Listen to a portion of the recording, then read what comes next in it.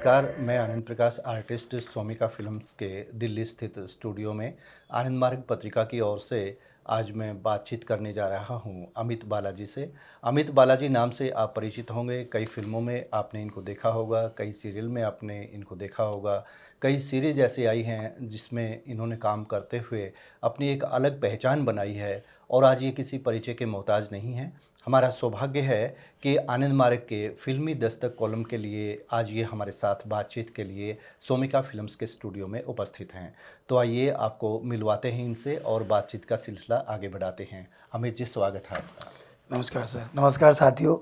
आज मैं बेहद बहुत शुक्रगुजार हूँ आप लोगों की दुआओं का, जिनकी खास दुआओं के असर से आज आनंद मार्ग पत्रिका के मुख्य संपादक श्री आनंद प्रकाश जी ने मुझे फिल्म स्टूडियो में आने का मौका दिया और इस बहाने अपने उन सभी साथियों से रूबरू होने का मौका दिया जिनको मैं काफ़ी टाइम से मिलना चाहता हूँ और वो भी मुझसे मिलना चाहते थे। तो love you all of you. Amit ji, आप राइटर हैं, डायरेक्टर हैं और अभी आपने एक अपना स्टूडियो भी शुरू किया है जिसमें आप बच्चों को एक्टिंग भी सिखा रहे हैं जो इस फील्ड में आ रहे हैं। तो हम आपसे जानना चाहेंगे कि इस फील्ड में आने का शौक़ आपको कब कैसे लगा? बहुत ही आपने सवाल इतना खास कर लिया कि ऐसा लगता है कि पिछले 30-35 साल गुजरी हुई ज़िंदगी जी, मुझे पीछे फिर जाना से पड़ेगा याद आ क्योंकि गया। 1 सितंबर 1980 को आपका जन्म हुआ दिल्ली में। आपके माता-पिता कहाँ से रहे और उनका क्या व्यवसाय था? इस फ़िल्म से लाइन से उनका कोई जुड़ाव था या नहीं? ये हम आपसे जानना चाहेंगे इसी वक़्त। अ, अगर फिल्म लाइन या फिल्म इंडस्ट्री से जुड़ने की बात करें तो हुँ, हम लोग ऐसे एक समाज से संबंध रखते हैं, गहरा हुँ, समाज।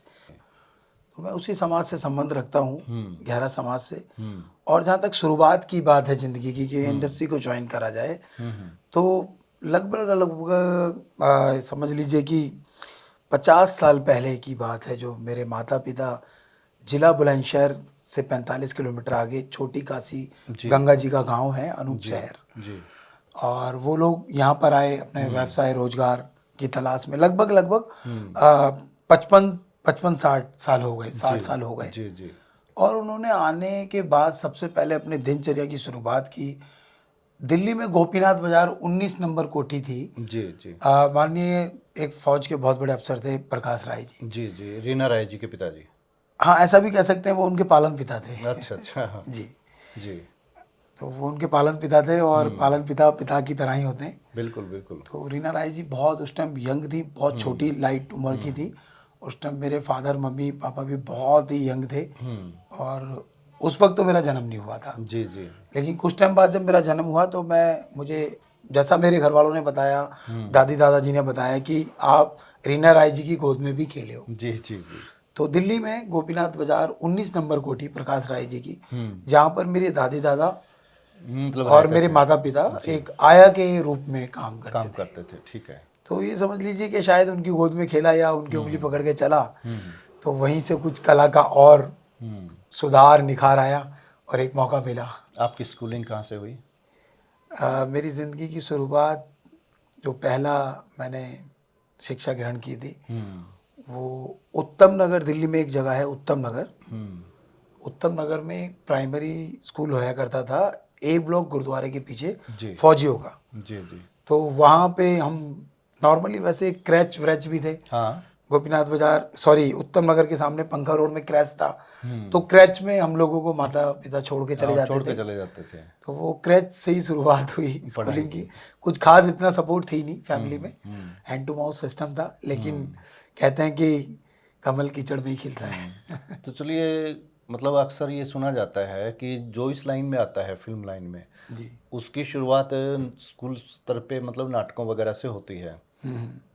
तो क्या आप भी स्कूल के नाटकों में भाग लेते रहे पहले-पहल? हाँ मुझे या स्कूल के सांस्कृतिक कार्यक्रम होते हैं, उनमें भाग लिया? हाँ बिल्कुल, आप कह सकते हैं। जी। जब मैं घर में अपनी कॉमेडी से, जी, जी। मम्मी पापा जब शाम को थके हारे हुँ, आते थे हुँ, तो उनका एंटरटेनमेंट करता था। हुँ। उनको कुछ नई एक्टिविटीज़ के साथ एक्टिंग जी, करना, जी, जी। कुछ चुटकुले सुनाना, कुछ नाचना कूदना, जैसे बच्चा करता है। तो कुछ याद आ रहा है स्कूल में सबसे पहले किस मतलब हाँ, प्ले मुझे में भाग लिया मुझे याद या है, कोई और बहुत कोई सांस्कृतिक कार्यक्रम था? बहुत खुशनसीबी वाले दिन थे वो, हुँ, जब हम बहुत छोटे थे। हुँ, तो प्राइमरी स्कूल के अंदर बाल सभा होती थी, पहले बाल सभा होती थी जिसमें जी, शनिवार हर को। शनिवार को बाल सभा जी, होती जी, थी। शनिवार को। तो उसमें सबसे पहले चेक होते थे हमारे नाखून अच्छा, और हमारी कटिंग बहुत बढ़िया। और हमारा नहाना धोना, हमारे कपड़े साफ सुथरे, हाँ, हमारे बटन, और बहुत अच्छे तरीके से कि हम स्कूल में आए, स्कूल के विद्यार्थी बनकर। तो उस बाल सभा में बच्चों को बहुत मौका मिलता था कि वो अनेक अनेक प्रकार से अपने हाँ, अपने कला का प्रदर्शन करें। टैलेंट दिखा सकें जो भी जिसमें हाँ। भी है। तो वहाँ पे हम बाल सभा में छोटे छोटे नुक्कड़ प्ले, नाटक, कहानियाँ, किस्से, पोयम इस तरीके से सुनाते थे। तो हमारे एक टीचर थे राजेंद्र प्रसाद जी, जो कि मेरठ से बिलोंग करते थे। जी। और मैं बहुत छोटा था, मुझे अच्छी तरह याद है, मेरी मेमोरी बहुत तेज है इस मामले में। अच्छा, अच्छा, लगभग मैं दूसरी क्लास में था। अच्छा। तो वो कहते थे भाई तू खड़ा हो जा हम्म, और नाच के दिखा। हम्म, तो वो नाचना बचपना था, अब नाचना क्या, वो एक हाथ यहाँ रख लेना, दूसरा हाथ यहाँ रख लेना, हाँ, वो सो और बस वो नाचते रहना वो हो गया डांस। और कूदना। तो वो उनको अच्छा लगता था कि छोटा सा बच्चा किस तरीके से तुतला तुतला के बोल रहा है और नाच के भी दिखा रहा है। तो उस वक्त हमारे को मुरमुरे और बिस्किट, प्रोत्साहन के लिए, हाँ, मोटिवेशन के लिए। कुछ ऐसी चीजें, चने वगैरह मिलते थे। तो हम उस लालच में भी मतलब कि हाँ, करते थे। हाँ करने की कोशिश करते थे। तो फिर तो वहाँ उसके- से हमारी शुरुआत हुई। जी, जी। उसके बाद फिर मंच तो ऐसा पकड़ा अच्छा, कि मंच से मोहब्बत हो गई, और आज तक तमन्ना यही है कि जब तक आखिरी सांस रहे वो मंच से संबंधित ही कार्य में। हाँ, तो इस बीच बात आती है कि आपने पढ़ाई कहाँ तक की? हाँ, पढ़ाई का तो मामला ऐसा रहा कि बहुत कुछ था नहीं घर में, परिवार में बहुत बहुत संघर्ष था। हम्म, पिताजी भी छोटा मोटा काम करके, रिक्शा चला के, कुछ बूट पॉलिश वगैरह कर कर इस तरीके से घर को चलाते थे। माताजी भी कोठियों में आया का काम करती थी। तो पढ़ाई का तो मैं ये कहूँगा कि उस दौरान यूँ समझ लो कि किताबें मिल गई तो नसीब था। बाकी ठोकरों की किताबों से बहुत कुछ सीख लिया। नहीं, एकेडमिक स्तर पे जैसे भाई आपने अपनी पढ़ाई को कहाँ तक मतलब संपन्न किया? 8वीं तक तो मैं रेगुलर रहा, जी। और वो भी 8वीं में भी 2-3 बार छूटा। अच्छा, 2-3 बार एडमिशन हुआ, 2-3 बार छूटा, और 2-3 बार एडमिशन, मतलब कि एक जगह स्तर घर नहीं था। तो कभी यहाँ रह रहे हैं तो फिर कभी कहीं और रह रहे हैं, तो कभी इस तरीके से नाम करते गए, लिखते गए। लेकिन 8वीं मैंने रेगुलर कर ली। जी। और उसके बाद फिर हम अंत में रघुवीर नगर एक जगह है, वहाँ हमने रहना शुरू करा। तो नंबर 3 स्कूल है जिसको हम चिड़ियाघर भी कहते हैं। तो वहाँ से फिर हमने अपनी 10वीं 12वीं क्लियर करी, और उसके बाद फिर मैंने डिप्लोमा किया मैकेनिकल में। Mechanical engineering. हाँ, डीडी मोटर है मायापुरी में। अच्छा, अच्छा। दिल्ली में एक जगह है मायापुरी, तो वहाँ पे एक डीडी मोटर है, राजीव गंभीर जी की कंपनी थी, बहुत बढ़िया कंपनी थी, और बहुत अच्छे मालिक थे राजीव गंभीर जी, बहुत बढ़िया थे, स्टाफ को बहुत परिवार की तरह समझते थे।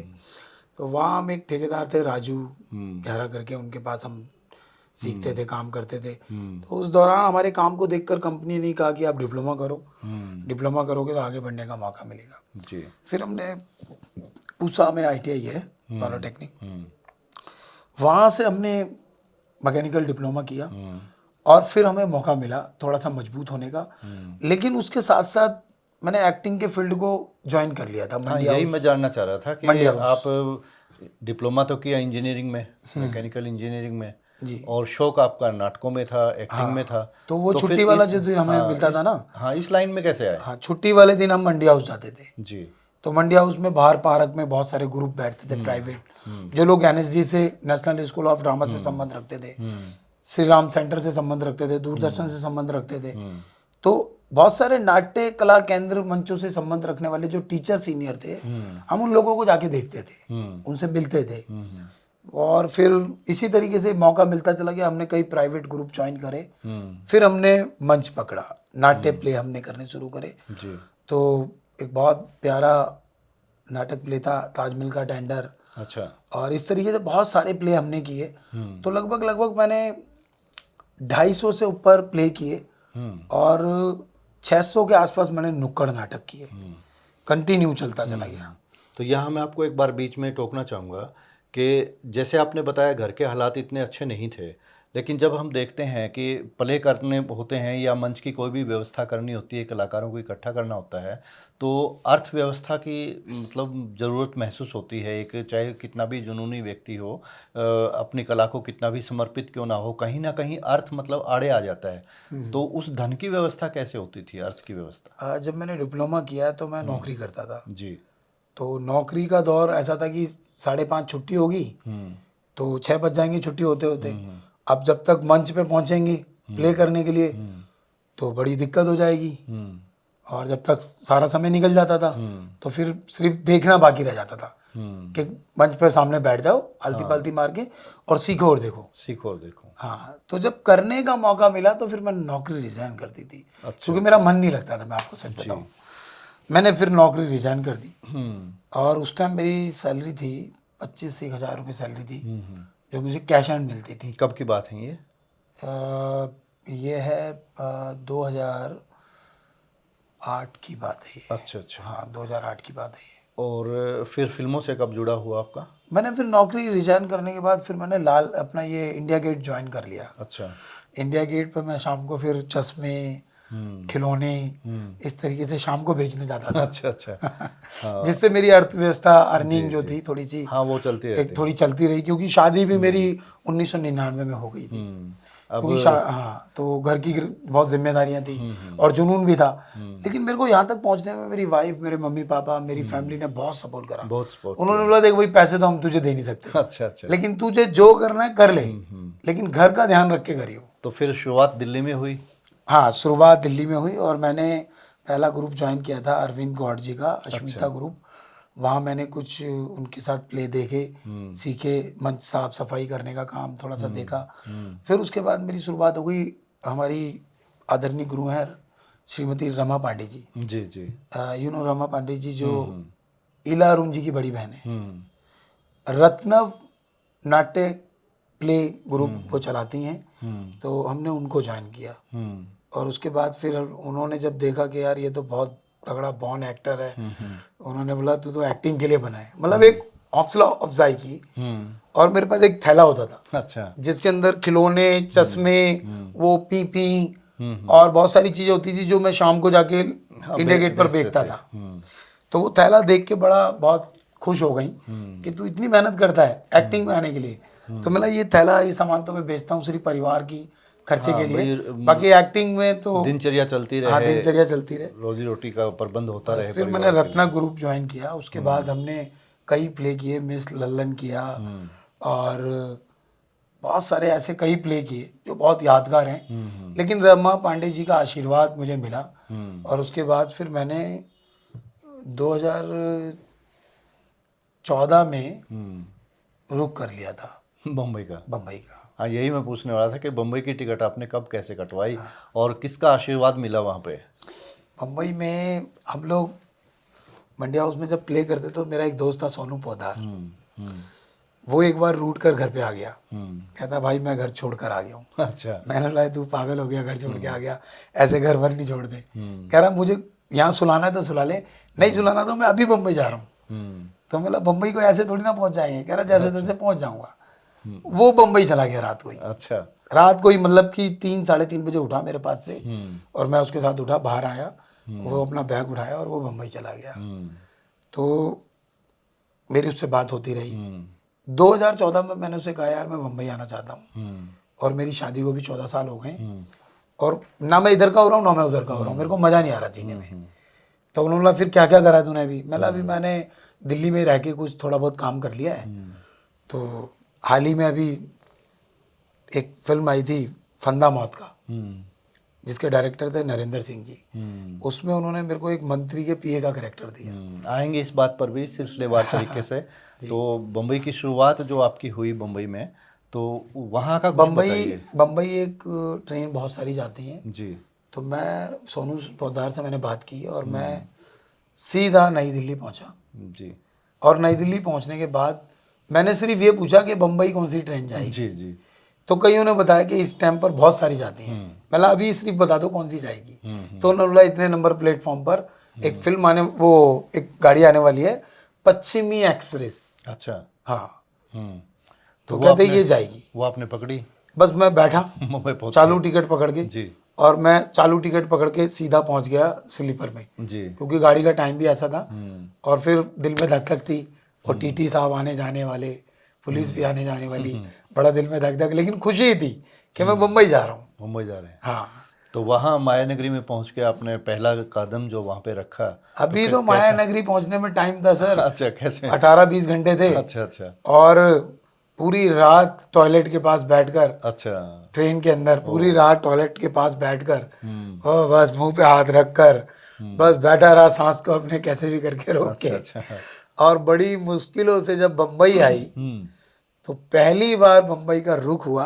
हम्म एक स्टेशन है आपका बोरीवली। हाँ जी बोरीवली हाँ, तो बोरीवली हम उतरे, जी और बोरीवली उतरने के बाद हमने लोकल ट्रेन पकड़ी हम्म गोरेगांव की। हम्म और गोरेगांव में जब स्टेशन पर उतरे, तो पूछते पूछते अपने पहुंचे, एक 32 नंबर गाड़ी चलती है, 32 नंबर बस गोरेगांव से।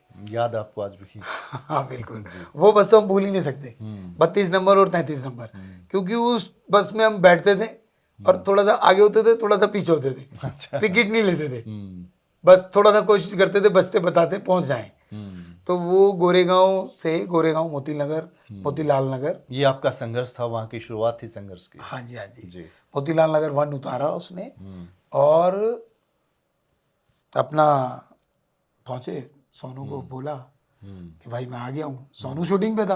अच्छा और उस दिन भी मेरे साथ दिक्कत हुई, मेरा दिल धक धक, मैं मतलब लगातार उसे बोलता रहा। मतलब बात ये है कि सोनू ने जब घर छोड़ा और घर छोड़ के वो मुंबई पहुंचा तो उसको वहां जाते ही काम मिल गया। नहीं, उसका भी संघर्ष चल रहा था। अच्छा उसका भी संघर्ष चल रहा था। और वो अब बोलते हैं ना एक दूसरे को चढ़ाने के लिए, हम्म क्या यार एक का वो बम्बई वाली भाषा बोलने लगा था। हम्म कह रहा ऐसा क्या, टेंशन मत ले, अभी तेरे को आने का है ना, तो बिल्कुल ट्रेन पकड़, अभी के अभी पहुंच, तेरे भाई की फुल चलती है मुंबई में। अच्छा अच्छा अब मुझे अंदर से खुशी हुई, मला यार सोनू का बोल वाला है, सब होगा। पता लगा वो भी एक संघर्ष 8x6 के अच्छा 8x6 का कमरा था, अच्छा उसी के अंदर टॉयलेट थी, हम्म उसी में रसोई थी, और उसी में हमारे सोने की जगह थी। तो मैंने सोनू को कहा कि मैं बम्बई आ गया हूँ, मोतीलाल नगर 1 पे खड़ा हूँ डीएसटी स्टैंड पर। उसने बोला भाई मैं काम पे गया हुआ हूँ, मैं शूटिंग पे हूँ, मेरी शूटिंग चल रही है। तो मैंने कब तक आएगा? कह रहा रात को आऊँगा। कह रहा पास में एक अम्बेडकर मूर्ति है, वहीं पे बैठ के टाइम बिता ले, अच्छा या बम्बई घूमने चला जा। अच्छा अब मैं पैदल, मैंने बोला जब तक आएगा। हाँ वो देखा मैं पैदल गोरेगांव से मुंबई अंधेरी के तक रास्ते पहुंचा। नापने शुरू किए। हाँ, गलियां नापनी शुरू करी। फिर देखा कि बड़ा पाव बहुत मशहूर है, और उस टाइम बड़ा पाव 7 रुपए का मिलता था। फिर हमने बड़ा पाव खरीदा। तो लोग देखते थे कि एक बड़ा पाव खाते थे और पानी ढेर सारा पी लेते थे, मसाला वाला होता था, पेट भर जाता था, संघर्ष ऐसे करते थे। फिर मैं पूरी रात वहां पे घूमता रहा। सोनू को दोबारा फोन करा, तब भी नहीं आया। फिर 2 दिन बाद सोनू मुझे मिला। अच्छा 2 दिन तक मैं बम्बई की सड़कों पे लेटा सोया। ये तो मुंबा देवी माता की कृपा थी, अच्छा हाजी अली साहब की कृपा थी कि बहुत अच्छा हुआ मुंबई में मेरे साथ, ज़्यादा दिक्कत नहीं हुई। तो चलिए ये तो मुंबई की शुरुआत हुई आपकी, फिर काम मिला पहली बार, किसने काम दिया वहाँ पे? हाँ, पहली बार जब मैं क्योंकि ये सवाल आपसे इसलिए ज़रूरी है कि बहुत से जो हमारे टैलेंटेड कलाकार हैं, आर्टिस्ट हैं, वो सोचते हैं कि भाई मुंबई में जाते ही काम मिल जाएगा, लेकिन वहाँ काम इतना जल्दी और इतना आसानी से मिलता नहीं। हाँ, बहुत बिल्कुल, संघर्ष, बिल्कुल। आज भी बहुत संघर्ष करना बहुत पड़ता है, संघर्ष है। पहले भी बहुत संघर्ष करना पड़ता बहुत था। संघर्ष है। हाँ। और वो खुशकिस्मत होते हैं वो लोग जिनको किसी का आशीर्वाद मिलता है और वो जाते ही वहाँ पे काम पा जाते हैं। तो हम आपसे जानना चाहेंगे कि इतने संघर्ष के बाद पहला ब्रेक आपको कब मिला? मुंबई से मेरे को सबसे पहले एक ऐड मिली, जी आयुर्वेदा ऐड। जी तो जिस तरीके से हम फ़ोन उन पे इन सब चीज़ों से अपना बायोडाटा भेजते हैं, तो एक कई लोग कहते हैं कि भाई 500 रुपये तो काम दिलाएंगे, 200 रुपये दो, 1000 रुपये तो काम दिलाएंगे। तो ऐसे बहुत सारे लोग हमारे को कहाँ पे अपना अंधेरी में इन्फिटी एक मॉल है। और इसी चक्कर में मैं कहूँगा कि लोग ठगे भी जाते हैं हाँ, बहुत से मैं बेचारे बिल्कुल जो इस पे मैं बिल्कुल आपको कुछ दर्शकों को प्लीज़ मैं रिक्वेस्ट करना चाहूँगा, बताना चाहूँगा कि बहुत धोखाधड़ी भी है और बहुत जेन्युइन लोग भी हैं।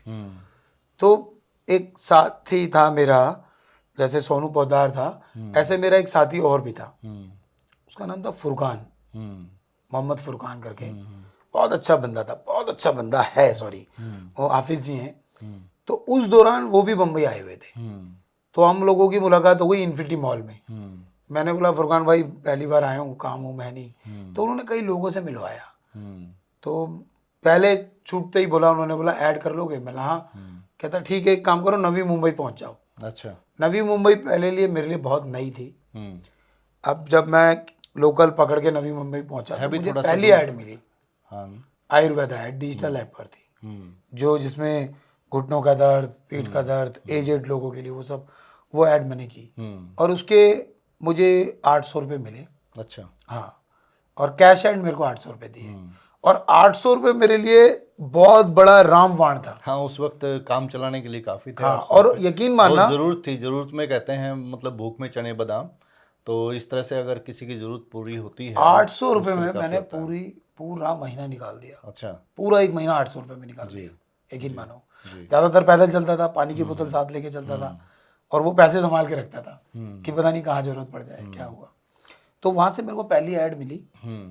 और उसके बाद फिर मेरे को एक फिल्म मिली दंगल, 2016 में, जो आमिर खान जी की आई थी दंगल। उसमें मेरा एक पुलिसकर्मी का कैरेक्टर था। आमिर खान जी आते हैं और वो जा रहे हैं स्टेडियम के अंदर, और कहते हुए जा रहे हैं कि आज देखना मेरी छोरी गीता जीतेगी।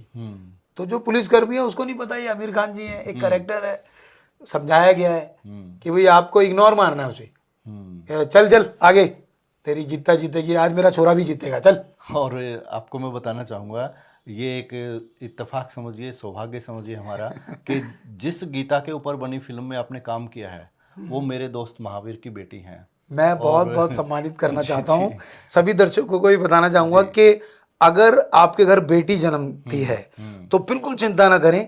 यूं समझ लो कि माता वैभव लक्ष्मी, माँ काली, माँ सरस्वती जी के रूप में एक गीता ने जन्म ले लिया है। जिस तरीके से हमारी बहन गीता ने हरियाणा के साथ साथ पूरे हिंदुस्तान का नाम रोशन करा, उसी तरीके से हर शख्स, हर साथी के घर में जन्मी बेटी गीता की तरह पूरे देश का नाम रोशन करे। तो मैं एक सलूट करूंगा गीता जी को। जी जी। ये बातचीत आपसे चल रही है और आपसे ही हम ज़्यादा जानना चाह रहे थे, लेकिन जो प्रसंग आ गया गीता का और दंगल फिल्म का, तो मैं आपको बताना चाहूँगा कि जो महावीर हैं गीता जी के पिता, वो मेरे क्लास फेलो रहे हैं 10वीं में। हम क्या बात 8वीं से 10वीं तक साथ पढ़े हैं। और इनके चाचा राजपाल जो थे वो भी मेरे क्लासमेट रहे हैं। महावीर और राजपाल दोनों एक ही क्लास में थे और मतलब मेरे क्लास फेलो थे 10वीं में। जी जी जी। तो इस तरह से बहुत अच्छी दोस्ती रही है उस वक्त। बाद में मैंने गांव छोड़ दिया सन 2005 में, और मैं मतलब भिवानी आ गया। भिवानी आपने देखा होगा, अपना सोमी का स्टूडियो है, आनंद कला मंच है, और फिल्मों में, रेडियो में यहाँ मैं व्यस्त हो गया। तो गांव कभी कभार जा पाता हूँ। वैसे बातचीत होती रहती है गांव के लोगों से, कलाकारों से, साहित्यकारों से, जो पुराने मित्र हैं उनसे होती रहती हैं। तो चलिए, बातचीत आपसे चल रही है तो बात को अब आगे बढ़ाते हैं। आपने मतलब शुरुआत में संघर्ष काफ़ी किया, फिर आपको फिल्में मिली, टीवी सीरियल मिले, सीरीज़ भी आपने की। तो अब ज़रा थोड़ा सा सिलसिलेवार ढंग से बता दीजिए कि आपने किस किस सीरियल में काम किया, किस किस मतलब मंच से आप जुड़े रहे, किस फिल्म में काम किया। दर्शकों ने देखा तो आपको बहुत बार होगा, लेकिन आज आपको सीधे सुन रहे हैं तो वो आपका अनुभव जानना चाहेंगे, तो आप बताइए। अगर हम बात करें कि स्क्रीन पर कब से आना शुरू हुआ, जी जी बड़ी स्क्रीन पर या छोटी स्क्रीन पर, जी छोटे जी पर्दे पर, जी टीवी से, जी। तो जब मैं दिल्ली में ही था सन 2000 में मुझे पहला सीरियल मिला था इंडियाज मोस्ट वांटेड, जो कि जी टीवी पर आता है, इंडियाज मोस्ट वांटेड। तो उसके डायरेक्टर थे कमलेश जी, राजेश रघुवंशी जी। बहुत स्मार्ट होया करता था, बॉडी फिट थी एकदम सही, लेकिन जुनून था। तो उन्होंने बोला यार हमारे जितने भी सीरियल बनते हैं वो इंडियाज मोस्ट वांटेड में क्राइम स्टोरी पे बनते हैं, तो आप तो बिल्कुल हीरो वाली लुक के हो, अच्छा अच्छा। तो आप कैसे करोगे। लेकिन दिमाग में एक दीवानगी थी। मतलब सर देखो, मैं एक्टर हूँ और एक अच्छा अभिनय निभा लूँ, ये मेरी खुशनसीबी होगी। तो ये जरूरी नहीं है कि मेरे को हीरो का मौका मिले, बस मुझे अपनी कला का प्रदर्शन करने का मौका मिले। तो जी टीवी पे एक सीरियल आता है इंडियाज मोस्ट वांटेड, उसमें मैंने मेरे को मौका मिला पहला टीवी पर आने का सन 2000 में जी वो मैंने किया, और उसमें मैंने गुंडे का कैरेक्टर किया। जी। फिर उसके बाद शुरुआत हो गई। तो इस तरीके से फिर मैंने किया कलर्स पर शास्त्री सिस्टर, उसमें मेरा ड्राइवर का कैरेक्टर था। तो शर्मा जी नई पुरानी दिल्ली रेलवे स्टेशन से आते हैं और हम लोग टैक्सी ड्राइवर, ऑटो ड्राइवर ये सब हैं, तो हम उनको सब चिपट जाते हैं कि हाँ हाँ कहाँ जाओगे साहब, कहाँ जाओगे, आइए साहब आइए, मैं जैसे जैसे टैक्सी ड्राइवर बोलते हैं। हाँ, इस तरीके से। फिर ऐसे ही एक चैनल वी पर सीरियल आता था झल्ली अंजलि। झल्ली अंजलि में भी मैंने एक ऑटो ड्राइवर का कैरेक्टर किया, क्योंकि ऑटो कंटिन्यू मैं चलाना सीख चुका था। अच्छा।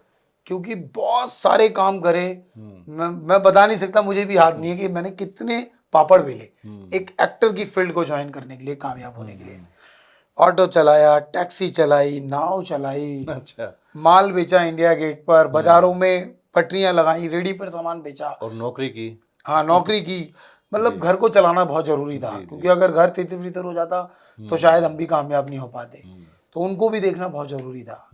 फिर उसके बाद चैनल वी पे एक सीरियल आता था झल्ली अंजलि, वो मैंने किया, उसमें भी मैं ऑटो ड्राइवर था। उसके बाद मेरे को सीरियल मिला शास्त्री सिस्टर, उसमें भी ड्राइवर था। फिर मेरे को एक सीरियल मिला बिग मैजिक पर, हम पांच फिर से, उसमें मैंने पंडित की भूमिका निभाई और बहुत लंबा कैरेक्टर था। अच्छा। और बहुत अच्छा कैरेक्टर था, बहुत कॉमेडी कैरेक्टर था, बहुत बड़ा मजा आया। जिसका स्टूडियो था जी स्टूडियो जयपुर में, अच्छा। वहीं शूट हुआ, वहीं मुझे बुलाया और बड़ी खुशी हुई, टिकट मिली, रूम मिला, सारी चीजें, वैनिटी वैन, मेकअप। तो एक अंदर से ऑब्जर्व हो रहा था एक्टर का कि हाँ अब कहीं शुरुआत हो रही है। तो इस तरीके से बिग मैजिक पे एक सीरियल आता था हम पांच फिर से, उसमें मैंने पंडित का कैरेक्टर करा जी। फिर अभी हाल ही में जी टीवी पर सीरियल आ रहा था महक जिंदगी की। महक जिंदगी में मैं सबसे पहले बना चीफ रिपोर्टर, पत्रकार, जिसमें महक जी के साथ मेरे वार्तालाप थे जी, क्वेश्चन आंसर। बहुत अच्छे, बहुत लंबा कैरेक्टर था, बहुत प्यारा कैरेक्टर था, बहुत अच्छा लगा मुझे। पुष्पेंद्र जी उसके डायरेक्टर थे और वरुण जी उसके एसोसिएट डायरेक्टर थे। बहुत अच्छी टीम थी, बहुत अच्छी टीम थी, बहुत अच्छे से उन्होंने कराया, सिखाया और टीम के साथ रह के मुझे सीखने को भी मिला। तो इसी तरीके से फिर मेरे को मिल गया एनडीटीवी पर। अच्छा। अभी हाल ही में आ रहा था सीरियल अटल, जिसमें मेरे को एक कुम्हार का कैरेक्टर मिला। जी जी। एक कुम्हार जो बर्तन बनाता है। जी जी। और उसमें मैंने रियल में बनाए बर्तन। अच्छा। हाँ, आप देख सकते हैं। तो फिर आप चाक चलाना भी सीख गए। हाँ, ये जो दीवानगी होती है ना, हाँ, मैं सिर्फ इसे दीवानगी कहूंगा, मैं ये नहीं कहूंगा पापी पेट, क्योंकि पापी एक्टिंग पेट के लिए तो कुछ भी कर लेगा इंसान। जी जी। पापी पेट के लिए तो इंसान कुछ भी कर लेगा, जी। लेकिन जो दीवानगी होती है उसके लिए करने का मजा अलग होता है। तो वो हमने चाक चलाना सीखा और हमने बर्तन भी बनाए। फिर अभी हाल ही में सोनी पर आ रहा था आपका इंडियन आइडल, तो इंडियन आइडल हमने किया, कॉमेडी था। उन्होंने बोला गाना गाया कभी, मैं गाना सिंगर ही बनना चाहता था, लेकिन एक्टिंग दिमाग में आई तो एक्टर बन गए। तो ठीक है, चलो कोई बात नहीं, मौका मिला। नेहा कक्कड़ जी थी और अनु मलिक जी थे, विशाल डडलानी जी थे, और सबसे बड़ी भारत की जनता थी, जिन्होंने हमारे उस एपिसोड को बहुत सराहना दिया, बहुत लाइक किया। उसमें हम गाने गाते गाते थोड़ा डांस करते हैं और जिसमें हमने कॉमेडी की थी। जी। तो सीरियल की जो श्रृंखला है वो भी लंबी है जी। हम अब फिल्मों की तरफ रुख करें तो तलवार फिल्म में आपने काम किया इरफान जी के साथ। हाँ, इरफान भाई के साथ मेरे को मिला, पहली फिल्म मुझे मिली। अच्छा। 2014 में जो फिल्म मिली थी मुझे, फंदा मौत का। अच्छा। उसमें जिसमें मैं पीए का कैरेक्टर कर रहा था, उसके दौरान ही मुझे ये फिल्म मिली तलवार। तलवार और जो आरुषि हत्याकांड आरुषि हत्याकांड पे नोएडा जो में हुआ था, उस पे ये पिक्चराइज है। और इरफान जी इसमें एक बहुत अच्छे ओहदे पर ऑफिसर थे और इसमें हम पत्रकार थे जो क्वेश्चन आंसर करते हैं। और इरफान भाई के साथ काम करना तो समझ लो कि ये तो ऊपर वाले का करम है। जी जी। माता रानी की कृपा है कि स्वयं मौका मिल गया बालाजी महाराज की कृपा से हमें। और इरफान भाई के साथ काम करना तो आप समझ सकते हैं कि जो कूड़ा भी होता है वो भी निखर जाता है। सही बात। तो हम तो कुछ भी नहीं थे। हाँ, तो फंदा मौत का और ये जो तलवार थी इसमें काम किया। और ये जो निर्भया हत्याकांड पे थी, ये फिल्म कौन सी थी जिसमें आपने काम किया? निर्भया हत्याकांड पे जो बनी थी Delhi crime series. Delhi crime series, हाँ, उसमें भी वेब सीरीज। हाँ, उसमें मैं इन्वेस्टिगेशन ऑफिसर था जी, जो राम सिंह वगैरह को कैरेक्टर को और ब्लू कलर की बस जो वहाँ से लेकर आते हैं, उनको अरेस्ट करके लाते हैं, उस टीम के साथ मैं एक सीनियर ऑफिसर था। वो भी बहुत अच्छा था, बहुत अच्छा लगा और बहुत अच्छी टीम थी, बहुत अच्छा अभिनय निभाने को मिला। और सबसे बड़ी बात एक सोशल अवेयरनेस पे हमें काम करने को मिला। हाँ, उससे बड़ी तो खुशी होती है अंदर बहुत से खुशी कि हमने हुई। कुछ किया। हमने उस सीरीज के जरिए डायरेक्टर साहब ने, प्रोड्यूसर साहब ने, राइटर साहब ने और बहुत सारी टीम, सभी मेंबरों ने, आर्टिस्टों ने उस सीरीज के जरिए एक सोशल अवेयरनेस मैसेज दिया समाज को मैसेज देने की कि कोशिश समाज में दोबारा कोई ऐसा निर्भया वो ना हो। लेकिन आज बड़े दुख के साथ कहना पड़ रहा है कि जहाँ अच्छाइयाँ हैं वहाँ बुराइयाँ भी हैं और समाज में ऐसे बहुत सारे भेड़िए भी हैं जो अभी तक सुधरने का नाम नहीं ले रहे। लेकिन देर है अंधेर नहीं है। और सरकार भी बहुत अच्छा कुछ कर रही है। मोदी जी भी बहुत अच्छा सख्त कदम उठा रहे हैं, माननीय प्रधानमंत्री जी और माननीय हमारे गृह मंत्री श्री अमित शाह जी और हमारे माननीय रक्षा मंत्री श्री राजनाथ सिंह जी और सबसे बड़ी बात बाबा योगी जी बहुत सख्त डंडा लेके चल रहे हैं। तो कहीं ना कहीं सुधार है। तो ये तो कुछ एक मतलब टीवी सीरियल हुए, कुछ एक फिल्में हुई, संख्या बहुत है। अगर इस सिलसिले को आगे बढ़ाएं तो बहुत सारी फिल्में हैं, लेकिन फिर भी आप बताइए कि किस किस फिल्म में काम करके आपको अच्छा लगा और कौन कौन सी फिल्में हैं जो आपको लगता है कि उनमें आपने बहुत अच्छा काम किया। दंगल जब 2016 में दंगल मूवी आई आमिर खान जी की, तो उसके बाद ही मेरे को एक मूवी मिल चुकी थी तुरंत ही, मतलब रिलीजिंग के टाइम पर ही, भंवरे। तो उसमें मैं सेकंड लीड विलन था। अच्छा। हाँ, भंवरे 24 मार्च 2017 को रिलीज हुई थी ऑल इंडिया सिनेमा पर। उसमें सेकंड लीड विलन था। बहुत अच्छी फिल्म थी शौर्य जी की। शौर्य उसके डायरेक्टर और राइटर थे, एज एन लीड हीरो भी थे जी। तो बहुत अच्छा कैरेक्टर था, बहुत अच्छा मजा आया। और अगर आपने ये कहा कि कौन सा कैरेक्टर आपको अच्छा लगा, तो एक कलाकार के लिए अच्छा बुरा कैरेक्टर कुछ नहीं होता, बस उस कैरेक्टर को हम अच्छे से निभा लें, अच्छे से हम अपनी छाप छोड़ दें, दर्शकों को पसंद आ जाए। और मुझे उम्मीद है कि दर्शकों को पसंद भी आया होगा। तो एक भंवरे मूवी आई थी 2017 में और उसी दौरान पे एक और मूवी आई थी देसी रॉबिनहुड। अच्छा। भोजपुरी 2017। अच्छा। उसमें मेरा एक मुंशी का कैरेक्टर था। तो उस मुंशी के कैरेक्टर में मैं, एक हीरोइन थी अपना सपना तिवारी जी। अच्छा। तो सपना तिवारी जी का मैं उसमें फादर बना था, मुंशी, और 3 हीरो थे। तो उसमें भी बहुत अच्छा काम रहा, बहुत कॉमेडी थी, बड़ा आनंद आया। हरियाणा में शूट हुआ था, जिन के अंदर। अच्छा अच्छा। हाँ। तो भोजपुरी फिल्म हरियाणा में शूट हुई, तो यहाँ से एक सवाल पैदा होता है कि क्या आपने किसी हरियाणवी मूवी में भी अब तक काम किया? मेरी चाहत है, मैं बहुत अच्छी हरियाणवी बोलता हूँ। अच्छा अच्छा। और हरियाणा मेरा परिवार ही समझ लो। अच्छा। क्योंकि मेरे परिवार के बहुत सारे सदस्य हरियाणा, रिवाड़ी, हरियाणा, आपका नजफगढ़ जैसे आउट होता है, जैसे नजफगढ़, दिचाऊ, थोड़ा सा आगे बढ़ते हैं अपना बहादुरगढ़, तो उन जगहों पे रहते हैं, जिनकी वजह से मेरा लगातार आना जाना रहता है और मुझे बहुत पसंद है। देखिए, जब मतलब चर्चा चली है ना कि हरियाणा से आपका लगाव है, तो हम आपको बताना चाहेंगे कि पहले पहल जो हरियाणा है वो दिल्ली के आसपास का बहुत दूर दूर तक का क्षेत्र, जो आपका मेरठ है ये भी हरियाणा में ही था, उधर आगरा तक का क्षेत्र हरियाणा में था। कि आपने सुना होगा दिल्ली दीप भवर, यानी दिल्ली दीप है तो दीप के चारों तरफ जो रोशनी होती है ना, उस तरह से उस दीप के चारों तरफ, यानी कि दिल्ली के चारों तरफ का जो क्षेत्र था उसको हरियाणा कहा गया था पहले पहल। हरियाली, हरियाणा, जी जी नहीं, हरा भरा, हरी का आना नाम से भी बताते हैं, हरियाली से भी इसका नाम बताते हैं। नामकरण की मतलब अगर हम चर्चा करें तो इतिहास में ये वर्णन मिलता है कि जो दिल्ली के आसपास का क्षेत्र था उस सारे के सारे क्षेत्र को हरियाणा कहा जाता था।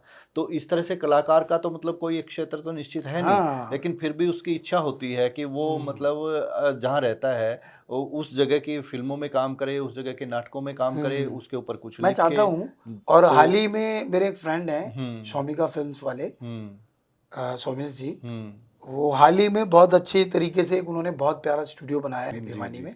जी। तो भिवानी में उन्होंने जो स्टूडियो बनाया है कि मेरे परम मित्र हैं, उन्होंने मेरी एक्टिंग को पसंद किया है और हरियाणा के बहुत सारे लोगों ने पसंद किया है। तो मेरी इच्छा है कि मैं हरियाणा पर स्टेज ऐप पर भी काम करूं और हरियाणा कलाकारों के साथ, पब्लिक के साथ रहकर कुछ सीखूं और कुछ काम करूं। ये तो आप ऑन कैमरा हमसे चर्चा कर रहे हैं, ऑफ कैमरा मैंने देखा है कि आप बूढ़े का करैक्टर भी बहुत अच्छे से कर लेते हैं, जवान का भी कर लेते हैं, सिर पे ये बाल लगे हुए हैं, इनके अलावा भी आप जो है ना बिना बाल के भी बहुत अच्छा काम मतलब करते हैं, दिखाते हैं। शराबी की एक्टिंग हो तो वो आप कर सकते हैं, दर्शकों के लिए हम नमूना भी दिखाएंगे। तो ये लंबी चौड़ी अपनी बातचीत हुई, मतलब हम पहुँचे आपके मुंबई के संघर्ष को लेकर के, वहाँ की चर्चा की और उसके बाद आप फ़िल्मों में जो आए तो आपके अनुभव जाने बहुत अच्छा लगा। तो नए जो लड़के-लड़कियाँ हैं, उनको आप सिखा रहे हैं अपने स्टूडियो में और उसके बारे में थोड़ा-सा बताएँ, फिर हम जानेंगे कि नए लड़के-लड़कियों को आप क्या संदेश देना चाहेंगे? जैसा कि आपने कहा कि कितनी मूवियाँ और कितनी वेब सीरीज़ की हुँ, हैं, हुँ। तो जो वो अनुभव था, जो हुँ, दर्शकों ने पसंद किया, हुँ, उसी के बिहाफ़ पर मैंने एक सपना लिया था अपना, हुँ, कि मैं यूपी से मेरा परिवार चला हुँ। और इतना संघर्ष करके अमित बालाजी बना, अमित। जी, जी, जी। तो मैं अपना एक पहचान के लिए मैं अमर हो जाऊँ हुँ, और उन लोगों को एक मैसेज दे जाऊँ, जो ये कहते हैं कि यार कैसे होगा? हुँ, कैसे करेंगे? हुँ, अरे नहीं यार, बहुत दूर है, हुँ, नहीं मुश्किल है। उन लोगों को हम ये मैसेज देना चाहते हैं कि अगर तपस्या है, अगर हिम्मत करो तो दिल्ली दूर नहीं है। हाँ, एक एक छोटा-सा अंकुर होता है ना, हुँ, अंकुर जब वो पहाड़ के ऊपर सीना चीर कर हुँ। 2 पंक्तियों के रूप में निकलता 2 है, पत्तियों के रूप में। वो ये साबित कर देता है हाँ, कि भई कि हिम्मत है। मैं आ चुका हूँ। जी, जी। तो आप भी अगर अब चैलेंज एक्सेप्ट कर लेंगे अपने आप से, अपने जी, आप जी, का, दुनिया से जी, नहीं, जी। तो आप अपनी मंजिल को हासिल कर हुँ, लेंगे और आप अपने आने वाली पीढ़ी को, हुँ, समाज, देश के सभी नौजवानों को ये मैसेज दे जाएंगे हुँ। कि करत करत प्रयास पूर्ण होती है आस। जी। तो 2017 के बाद फिर मैंने की बहुत सी फिल्में, जैसे अभी 2022 में आई थी गिल्टी माइंड, हुँ, कियारा आडवाणी जी के साथ मैंने हुँ, किया, ट्रक ड्राइवर का कैरेक्टर था। हुँ, फिर उसके बाद क्या नाम है, 2023 में आई ओहाम फिल्म, हुँ, जिसका ऑल ओवर इंडिया का मैं लाइन प्रोड्यूसर भी था। हुँ, हुँ, बीच बीच में कई और प्रोड्यूसर भी आए हुँ, और लाइन प्रोडक्शन के, और जिसकी प्रोड्यूसर थी माननीय कुमारी श्री ऋचा गुप्ता जी, हुँ, बहुत ही हेल्पफुल लेडी हैं, हुँ, जिन्होंने बहुत सारे कलाकारों को मौका दिया। हुँ, तो ओहाम फिल्म में मैं इन्वेस्टिगेशन ऑफिसर भी था हुँ, और ऑल ओवर इंडिया में कई राज्यों का एक लाइन प्रोड्यूसर भी था। हुँ, तो इस तरीके से बहुत अच्छा रहा। मैंने अपने पूरे गांव में, हुँ, जहाँ का मैं रहने वाला हूँ, हाँ, हुँ, मैं बताना चाहूँगा दर्शकों को हुँ, कि जब मुझे मौका मिला लाइन प्रोडक्शन करने का, तो ओहाम फिल्म की आधे से ज़्यादा शूटिंग पूरी यूपी में हुई है, हुँ, 70-80%, जो कि मेरे गांव में हुई है, हुँ, जिला बुलंदशहर, अनूप शहर में। हुँ, जी, डीवाई रेलवे स्टेशन, अनूप शहर, कसार, धर्मपुरा रेलवे स्टेशन, देवी जी मंदिर और अवंतिका देवी मंदिर। तो इस तरीके से अनूप शहर का घाट, बहुत सारा कुछ उसमें दिखाया गया है। हुँ, फिर उसके बाद अभी हाल ही में आई इंडियन पुलिस फोर्स, रोहित सेठी जी ने मुझे इस काबिल समझा, मौका दिया। जी। फिर आई अपनी इंडियन पुलिस फोर्स, आई थी अपना अमेजोन पर, हुँ, हुँ, उसमें भी मैं लाला करीम का मैंने करेक्टर किया था, जमा मस्जिद का। बहुत अच्छा करेक्टर था, बहुत अच्छा, बाखूबी बहुत अच्छा करेक्टर था। फिर उसके बाद आई त्रिभुवन मिश्रा सीएटो पर, हुँ, वो भी गूगल ओटीटी पे आई थी। हुँ, तो उसमें भी एक मैं ब्लैकलिस्ट करेक्टर था। हुँ, तो इस तरीके से कई वेब सीरीज़ की, हुँ, कई डिजिटल ऐड की, कई मूवियाँ की, और अभी हाल ही में जयदीप अलावत जी के साथ मेरी एक वेब सीरीज़ आने वाली है। हो सकता है जियो या अमेजोन पे आए। अच्छा। हाँ, बहुत अच्छी सीरीज़ है, बहुत अच्छा ड्रामा है, उसमें फैमिली ड्रामा है, दीन दुनिया को बहुत अच्छा मैसेज मिलने वाला है। तो मैं दर्शकों से यही प्रार्थना करूँगा कि उसको ज़रूर देखें। हुँ, और जहाँ तक मैसेज देने वाली बात है, जी, तो हमने अपना इंस्टीट्यूट खोला है, ABF film studio, Amit ji, Balaji film studio, जी, जो कि दिल्ली के राजौरी गार्डन मेट्रो से सिर्फ 100 मीटर की दूरी पर एक हांडा नर्सिंग होम है, राजा गार्डन में लगता है। हांडा नर्सिंग होम की गली में ही WZ92CA राजा गार्डन, हुँ, अमित बालाजी फिल्म स्टूडियो है। तो वहाँ पे मतलब आपसे संपर्क कर सकते हैं, यही कोई हाँ, चाहे तो? बिल्कुल मुझसे संपर्क कर सकते हैं। और वहीं पर हमारे जो भी चाहने वाले हमारे स्टूडेंट हैं, हुँ, वहाँ हमसे एक्टिंग भी सीखने आते हैं, और वहाँ पे बहुत अच्छे टीचर्स भी उनके लिए, एनएसडी के टीचर्स भी हैं, एसआरसी के टीचर्स भी हैं, मेरे मित्र भी हैं, हम खुद भी हैं। तो उनकी प्लेसमेंट की क्या व्यवस्था रहेगी फिर बाद में? किस तरह से क्या करेंगे? अ, सीखने के बाद? सीखने के बाद, हाँ, बहुत अच्छा सवाल है। हुँ, सीखने के बाद देश में दूसरे नंबर का ये स्टूडियो है, अच्छा, जो सीखने के बाद कम से कम उनको अपने बनाए हुए प्रोजेक्टों में तो लगातार काम जी, देगा। बिल्कुल। और उसके बाद मछली के बच्चे को तैरना नहीं सिखाया जाता। सही बात है। जब वो सीख जाएंगे, कुछ हमारे प्रोजेक्ट करके जाएंगे, तो वो मार्केट में अपनी छाप बना लेंगे। जी, और मुझे लगता है कि उनकी लगन, मेहनत और उनके नसीब से उनको बहुत अच्छी कामयाबी मिलेगी। तो अब सवाल पैदा होता है फीस वगैरह का, क्योंकि आपने भी संघर्ष देखा हाँ, कि बहुत सारे टैलेंटेड जो आर्टिस्ट होते हैं उनके पास, बेचारों के पास फीस देने के लिए आज एक्टिंग की पैसे नहीं फीस, होते हैं। एक्टिंग की फीस अगर देखी जाए तो दिल्ली और में, दिल्ली एनसीआर और में, देखिए, दूसरा इसको मैं आगे बढ़ाते हुए इस बात को ये भी कहना चाहूँगा कि जो सिखाने वाला है उसके पास भी कई बार मतलब धन का अभाव रहता है। वो बहुत सारी चीज़ें सिखाना चाहता है लेकिन धन के अभाव के कारण वो नहीं सिखा पाता। तो इसके लिए फिर फीस रखनी ज़रूरी होती है। तो आपने कितनी फीस रखी है और किस तरह से इसकी अगर व्यवस्था हम करते फीस की बात करें तो आज पूरे हिंदुस्तान में एक्टिंग, सिंगिंग, डांस, मॉडलिंग, मतलब फिल्म इंडस्ट्री से जुड़े हुए अलग अलग क्लासेसों में लाखों लोग लाखों रुपए फीस ले रहे हैं? बिल्कुल ले रहे हैं। हैं। लेकिन मैं उस राह गुजर से निकल चुका और हूँ। वो सिखा भी नहीं पाते इतना। हाँ, यहाँ पे मेरे को फीस लेने का मेरा कोई मकसद नहीं है किसी से।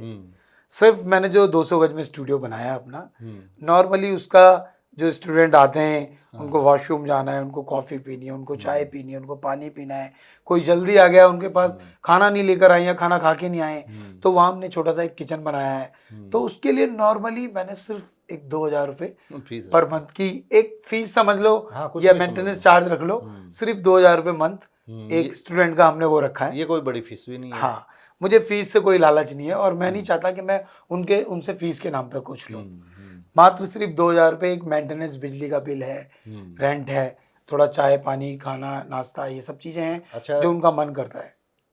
फिर इतना तो रहता है कि यदि आप उनके लिए इतना करते लाखों रुपए नहीं ले रहे हैं हम उनसे, सिर्फ 2,000 रुपये मंथ। जी जी। जबकि लोग 10-10, 20-20 हज़ार रुपये मंथ ले रहे हैं।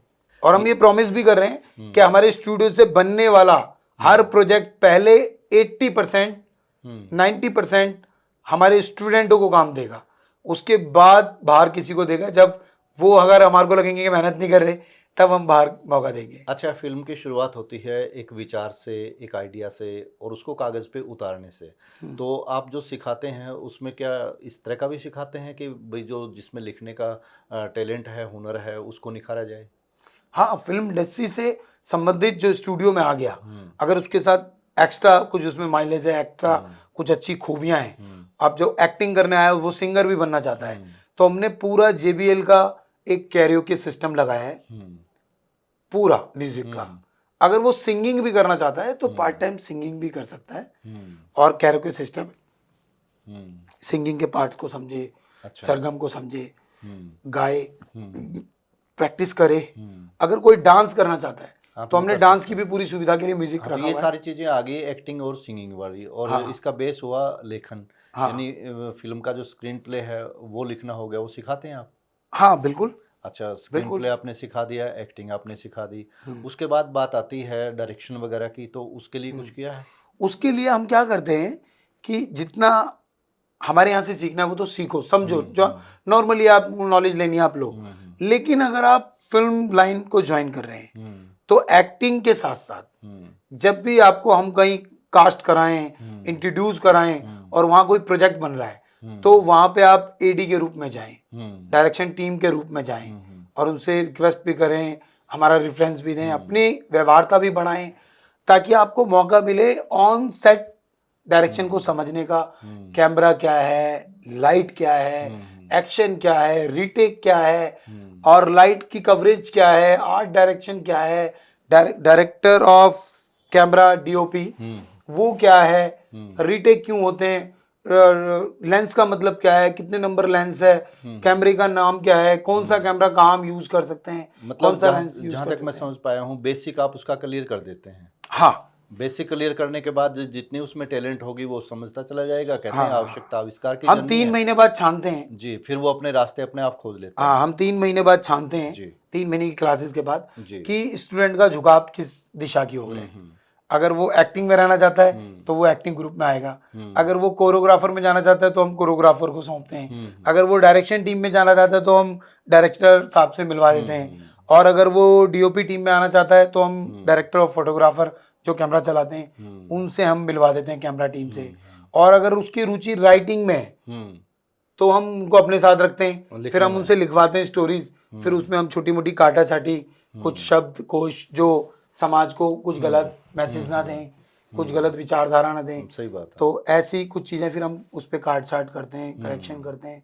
तो इस तरीके से जो जिस फील्ड में जाना चाहता है, बहुत बड़ी टीम है हमारी, फिल्म लाइन बहुत छोटी नहीं है, म्यूजिक भी है, डायरेक्शन भी है, कैमरामैन भी है, सही एक्शन बात, भी है, सही बात। लाइट भी है, एडिटिंग भी है, बहुत सारी चीज़ें, एडवर्टाइजमेंट भी है। तो वो जहाँ जाना चाहे स्टूडेंट, वो अपना झुकाव जहाँ रखेगा मतलब वहाँ। आज आपसे बातचीत का निष्कर्ष ये निकलता है कि फिल्म लाइन में जाने का सपना जो भी नए लड़के लड़कियां या हमारे जो बुजुर्ग हैं जिनका सपना पूरा नहीं हो पाया वो देखते हैं या जिन्होंने देखा है उनके सपनों को पूरा करने में आप उनकी मदद करने में आज सक्षम हैं। हाँ बिल्कुल, आज माँ जी, सरस्वती जी की कृपा है, ऊपर वाले का रहमो करम है, वो सभी दर्शकों का प्यार साथ है। जी, वो आपके स्टूडियो में आ सकते हैं, आपसे हाँ। मिल सकते हैं, एड्रेस आपने बता दिया। हम्म।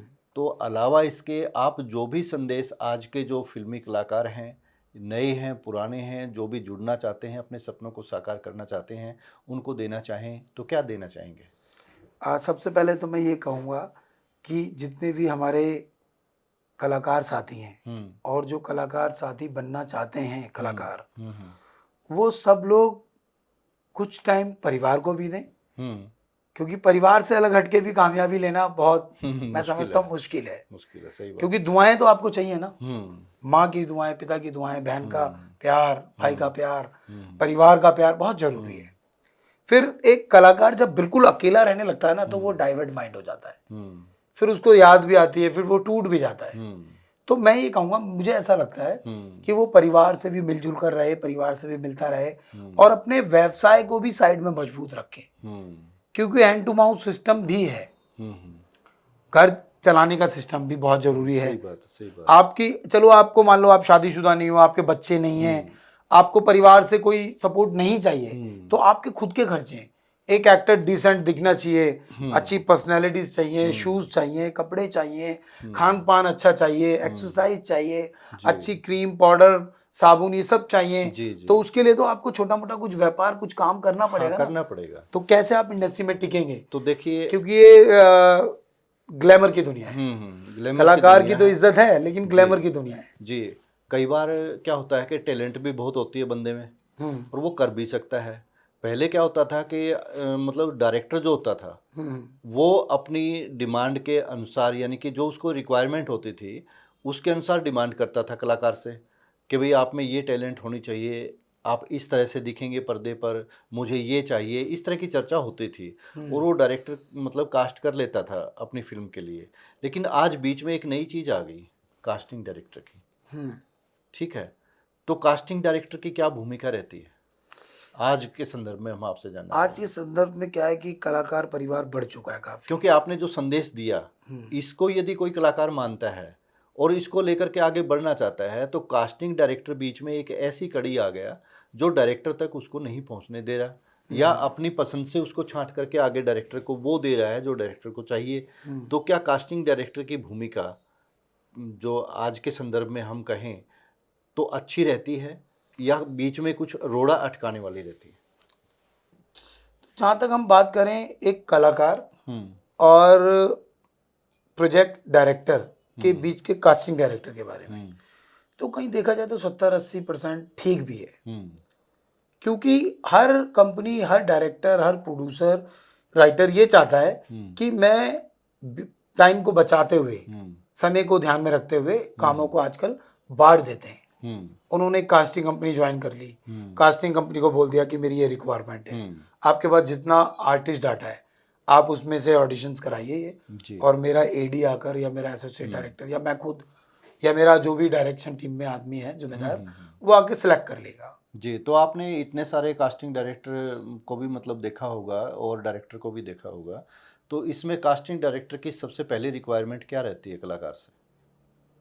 वो सबसे पहली रिक्वायरमेंट अगर देखा जाए तो कास्टिंग, अच्छे कास्टिंग डायरेक्टरों की हुँ, ये रिक्वायरमेंट रहती है जी, कि स्टोरी के अकॉर्डिंग डायरेक्टर ने मांगा क्या है, हुँ, मैं सिर्फ उसी एक्टर को ही भेजूं, हुँ, ना कि 20 साल के करेक्टर का हुँ, 15 साल वाले को भी भेज दूं, हुँ। वो भी आके परेशान होए।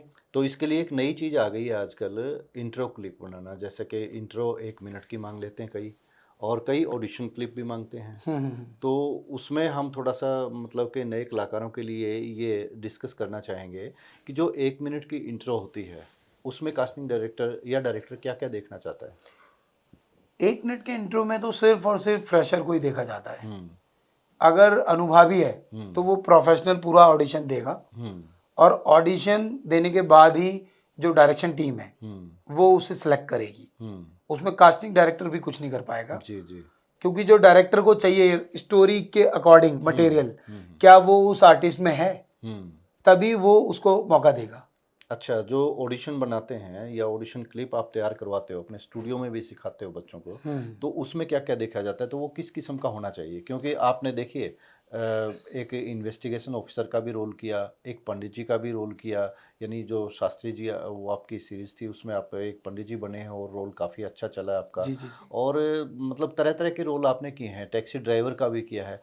तो इतनी सारी भूमिकाएं एक ही आदमी में होना उसको एक्टर साबित करता है। एक बहुत अच्छा, मैं एक्टर नहीं कहूँगा बल्कि बहुत अच्छा एक्टर उसको मतलब साबित करता है।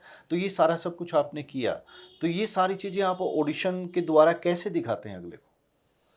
जब भी कोई स्टोरी लिखी जाती है तो उस स्टोरी के हिसाब से एक डायलॉग आता है, हम्म और वो डायलॉग उस एक्टर की एज और बॉडी लुक और फेस लुक पे आधारित होता है। हम्म कि मान लो कि एक वकील का ऑडिशन लेना है, हम्म तो वकील के लिए कम से कम कुछ नहीं तो 30 साल से ऊपर की एज हो, हम्म एक चीज कम से कम 30 साल की ऊपर की एज हो, हम्म और कुछ लाला बढ़िया सा कुछ ऐसा, कुछ अच्छा मतलब थोड़ा सा हल्का बाल्ड टाइप में, थोड़ा गंजा हो या ना भी हो, हाँ तो थोड़ा सा एक एजेड मैच्योर आदमी दिखे, हाँ, उसका ये लगना चाहिए कि भाई ये ऑफिसर वकील रैंक है। दिखे, हम्म ऑफिसर रैंक दिखे। हम्म जब उसको काला कोट पहनाया जाए, व्हाइट शर्ट पहनाई जाए, पेन लगाए जाए, उसके हाथ में संविधान दिया जाए, और जब उसको मौका दिया जाए कोर्ट की तरफ बात करने का, वार्तालाप का, तो वो तो वहाँ उसके पे अंदर वो बात कर सारी सके खूबियां वकील। होनी चाहिए। हम्म तो उस आधार पे वो ऑडिशन सेलेक्ट होगा। अच्छा। हाँ, अब जैसे वकील हैं जो 30 साल से ऊपर के हैं, हम्म वो वकील हो सकते हैं 30 साल से ऊपर के, हम्म 35-40 साल, 45 साल, 50 साल, वकील का अच्छा करेक्टर निकलेगा। तो आप अपने स्टूडियो में क्या इस तरह के ऑडिशन तैयार करवाते हैं कलाकारों हाँ, से? हम बहुत सारे ऑडिशन जैसे अलग अलग इंट्रो क्लिप स्टोरीज हो पर गया। बनाते हैं, छोटे छोटे ऑडिशंस बना बना के तैयार क्योंकि कई कराते हैं। कलाकारों को मैंने देखा है जब ऑडिशन के टाइम उनको कहा जाता है कि अपनी इंट्रो दीजिए, तो वो इंट्रो को समझ ही नहीं पाते हैं कि भाई हमने देना कैसे है। इंट्रो में मैं कहूँगा हाँ। कि इंट्रो में आप अपने बारे में बताते हैं, इंट्रोडक्शन देते हैं। तो सबसे पहले इंट्रो में बताया जाता है कि जैसे सामने कैमरा लगा और हमने बोला, hello friends, my name is Amit Balaji, my age 45 and my height 5.6, my profile, ये फ्रंट का प्रोफाइल, तो मैं और मैं यूं मुड़ा जी तो जी। मैंने राइट हैंड में देखा ये मेरा साइड राइट प्रोफाइल, फिर स्ट्रेट हुआ और फिर लेफ्ट में दिखाया कि ये मेरा लेफ्ट प्रोफाइल, और ये प्रोफाइल करने के बाद मैंने बोला मेरी लोकेशन दिल्ली, मुंबई या जो भी है। अब बात कर लेते हैं एक ऑडिशन की। तो ऑडिशन क्लिप किस तरह से तैयार की जाती है? जैसे कि हमने पहले भी चर्चा की, तो उसमें क्या क्या ध्यान रखना पड़ता है? जैसे आप अब मेरे सामने बैठे हैं, यंग लग रहे हैं बिल्कुल, और यदि आपको किसी बुजुर्ग का रोल दे दिया जाए, किसी शराबी का रोल दे दिया जाए, तो कैसे करेंगे? शराबी का नमूना यहाँ दिखा दीजिए, क्लिप में बाद में जुड़वा दूंगा सो में से कह करके। जैसे ऑफ कैमरा हमने आपसे परसों बात की थी, तो उसमें शराबी का जो आपने करेक्टर करके दिखाया था, तो वो बहुत अच्छा लगा था। आपके मित्र सोनू पोडार भी यहाँ पे थे उस वक्त जी जी चर्चा जी। के दौरान। तो आज एक बार कैमरे के सामने हो जाए, फिर देखते हैं। जहाँ तक ऑडिशन की बात है, हम्म तो स्टोरी के डायलॉग के अकॉर्डिंग हम्म करेक्टर चुना जाता है हम्म कि ये करेक्टर इसमें फिट बैठेगा। हम्म अब मान लो एक शराबी का करेक्टर है, मान लीजिए कि आप मान लो एक शराबी का करेक्टर और जैसे मुझे आप ऑडिशन देना है, आप या मैं गांव गांव के एक सरपंच के हम्म जो साथ रहते हैं, उस तरह से सरपंच का चमचा समझ लो, कुछ भी समझ लो। सरपंच भला बनता है, अपने आप को भला बन के दिखाता है, और उसका जो वो कारिंदा होता है, साथ काम करने वाला होता है, वो शराबी कबाबी सब कुछ सारे ऐब हैं उसमें। तो वो सरपंच की एब्सेंस में शराब पी करके सरपंच की ही बुराई करता है, तो कैसे करेगा? मान लीजिए कि वो आपने पी ली, हाँ, चढ़ गई आपको। पी ली और उसे याद आ गया कि सरपंच मेरा ध्यान रखता है, लेकिन हाँ मुझे गाली भी देता है हाँ, गाली भी और देता मुझे है। पीट भी देता है सबके बीच में। सही बात है। तो अभी क्या है, मैं उसको ऑब्जर्व कर रहा हूँ हाँ और मैं अब बड़बड़ा भी रहा हूँ। हाँ, मैं पीता नहीं, मैंने आपको पिला दी, ये मान के चलिए, और मैं आपसे उगलवाना चाह रहा हूँ सरपंच के राज, तो तो कैसे वो क्या करेंगे? कुछ जैसे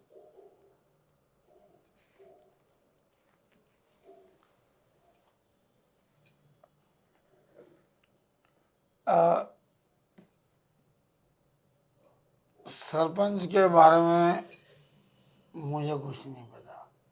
अरे यार, तुम उनके साथ रहते हो और फिर तुम्हें सरपंच के बारे में नहीं अरे पता? यार, साथ तो रहता हूँ मैं, हाँ। लेकिन वो एक नंबर का खड़ूस है, अच्छा। खड़ूस है। और वो मुझे चूतिया समझता है। लेकिन हकीकत बताऊं, वो खुद दुनिया का सबसे बड़ा पागल इंसान है, चूतिया आदमी है। अच्छा। और ये तो मैं तुम आज बता रहे हो यार। बोलना मत उसको बोलना मत कि मैंने ये सब कहा। अच्छा। मैं क्यों? तो सिर्फ पीने के लिए, पीने के लिए, अपना काम निकालने के लिए उससे शराब पीता हूँ, वाह। उसकी तारीफ करता हूँ, लेकिन वो तारीफ के काबिल नहीं है, तारीफ के काबिल है ही नहीं वो। वाह यार, तुम आदमी बड़े कमाल के हो। अगर मुझे मौका मिले ना, हम्म। तो मैं उसके सारे नट ट्राई करूँ। अरे मौका तो तुम्हारे हाथ में रहता है यार। तो इस तरीके से चलो, बहुत बढ़िया, बहुत बढ़िया। तो हम, इस तरह से ऑडिशन मतलब उनको तैयार करना चाहिए जो भी अपने टैलेंट दिखाना चाहते हैं। हाँ, चाहे ये तो जो भी कलाकार ये को, तो शराबी वाला तो एक उदाहरण था। हाँ, जो भी वो कलाकार को स्क्रिप्ट मिले, जी, उसमें तो वो डूब जाए। हाँ, सबसे पहले वो उस कैरेक्टर को जिए, जी जी। उस कैरेक्टर को जिए, उसको समझे, वो कैसा जीता है, क्या खाता है, क्या पीता है, कैसे रहता है, किन लोगों से मिलता है, कैसे सोता है, कैसे बोलता है, जी कैसे जी। चलता है, वो लाइव ऑब्जर्व करे कलाकार, हम्म और फिर उसको जिए हम्म पागलपन की तरह, उसको बिल्कुल वही बन जाए, वो भूल जाए कि वो क्या है, वो सिर्फ उस कैरेक्टर में डूब जाए और फिर वही सब कुछ प्रेजेंट करे। तो आज ताकि आज आप हमारे साथ बातचीत के लिए स्टूडियो में उपस्थित रहे। बहुत अच्छा लगा आपसे बातचीत करके, और हमारे दर्शक भी आपसे बहुत कुछ सीख पाए होंगे और आपसे मिलेंगे। जो आपके नज़दीक हैं, जो दिल्ली में रहते हैं या आसपास रहते हैं, वो मिलेंगे, ऐसी हम उम्मीद रखते हैं, करते हैं, और बहुत उनको रास्ते मिलेंगे। आप स्टूडियो में आए, इसके लिए आपका बहुत बहुत धन्यवाद। धन्यवाद तो मैं सबसे पहले आपका करना चाहूँगा जी, शुक्रिया। कि आपने इतने बड़े स्टूडियो में मुझे आने का मौका दिया, और सबसे बड़ी बात, जिन दर्शकों से मैं काफ़ी टाइम से मिलना चाह रहा था, रूबरू होना चाह रहा था, वैसे फेसबुक, इंस्टा और यूट्यूब आजकल है, बहुत सारे साथी मेरे साथ जुड़े रहते हैं और मैं भी उनके साथ जुड़ा रहता हूँ, लेकिन आज जो लाइव हम हुए हैं स्वामिका फिल्म्स के माध्यम से, आपकी पत्रिका के माध्यम से, जो आज हम लाइव हुए हैं, वो मैं बहुत खुश नसीबी समझूंगा। तो शुक्रिया सबसे आपका। पहले मैं आपका भी धन्यवाद करूंगा, शुक्रिया। और अपने सभी दर्शकों को, माताएं, बहनों, नौजवान साथी और हमारे सभी बुजुर्गगण, और ढेर सारा प्यार उन सभी प्यारे बच्चों को जो पढ़ रहे हैं, पढ़ाई कर रहे हैं। हाल ही में उन्होंने एग्ज़ाम दिए हैं, और मैं उम्मीद करता हूं कि उन्होंने पूरी मेहनत के साथ अपनी अपनी कक्षाओं में एक उच्च कक्षा स्थान पास करा होगा, और आने वाले समय में अपने माता पिता की इच्छाओं पर और अपने कैरियर पर एक खरा उतरने का प्रयास करेंगे। तो मैं सभी दर्शकों का बहुत आभारी हूँ। आप मुझे यूं ही प्यार देते रहें, आशीर्वाद देते रहें, और मैं आनंद मार्ग पत्रिका के माध्यम से एक बार फिर आप लोगों के बीच आना चाहूँगा। चलिए, शुक्रिया। धन्यवाद। तो दर्शकों, ये थे अमित बालाजी, जो आनंद मार्ग पत्रिका के कार्यालय में आए।